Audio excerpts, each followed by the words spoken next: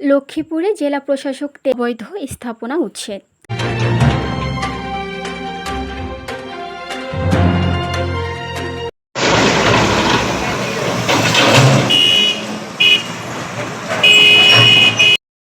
আসসালামু আলাইকুম দর্শক, সকলকে আমন্ত্রণ জানাচ্ছি পিপিআর নিউজ সংবাদে। লক্ষ্মীপুর থেকে সহকর্মী সোহেল হোসেনের পাঠানো তথ্যচিত্রে বিস্তারিত নিয়ে সাথে আছি আমি রুনা ইসলাম।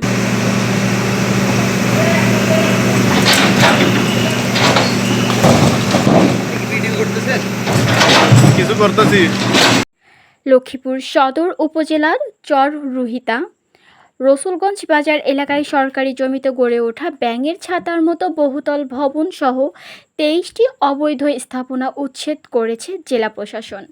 নোটিশ দেওয়ার পরও কেউ স্থাপনা না সরানোয় আইনি ব্যবস্থা নেওয়া হয়। বর্ষা মৌসুমের আগেই জলাবদ্ধতা নিরসনের চলমান অভিযানের অংশ হিসেবে সোমবার 26শে মে দুপুরে এই অভিযান পরিচালিত হয়।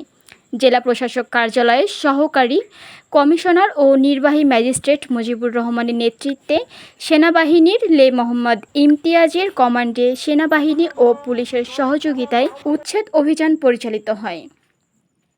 জানা যায়, রসুলগঞ্জ বাজারে পানি উন্নয়ন বোর্ড ও জেলা প্রশাসনের খাল ও সরকারি জমি দখল করে বিভিন্ন অবৈধ স্থাপনা গড়ে তুলেছিলেন স্থানীয় প্রভাবশালীরা।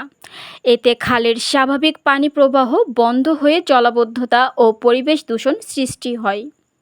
জেলা প্রশাসনের নির্দেশে 2টি ভেকু মেশিন ব্যবহার করে বহুতল ভবন, আধা পাকা ও সেমি পাকা মিলিয়ে মোট 23টি স্থাপনা উচ্ছেদ করা হয়। এই বিষয়ে সরকারি কমিশনার ও নির্বাহী ম্যাজিস্ট্রেট মুজিবুর রহমান বলেন, অবৈধ স্থাপনা সরিয়ে নিতে আগেই নোটিশ দেওয়া হয়েছিল, কেউ না সরানোই আইনি ব্যবস্থা নেওয়া হয়েছে।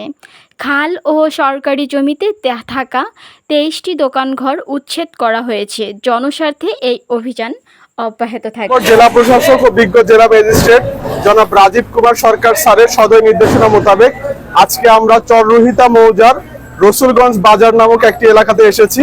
সেখানে পানি উন্নয়ন বোর্ড এবং সরকারের খাস খতিয়ানের কিছু জায়গা আছে যেগুলোতে অবৈধ স্থাপনা দিয়েছেন, এবং সেগুলো আমরা বাংলাদেশ সেনাবাহিনী, বাংলাদেশ পুলিশ এবং পানি উন্নয়ন বোর্ডের সার্বিক সহযোগিতায় সেগুলো আজকে আমরা উচ্ছেদ অভিযান কার্যক্রম পরিচালনা করছি।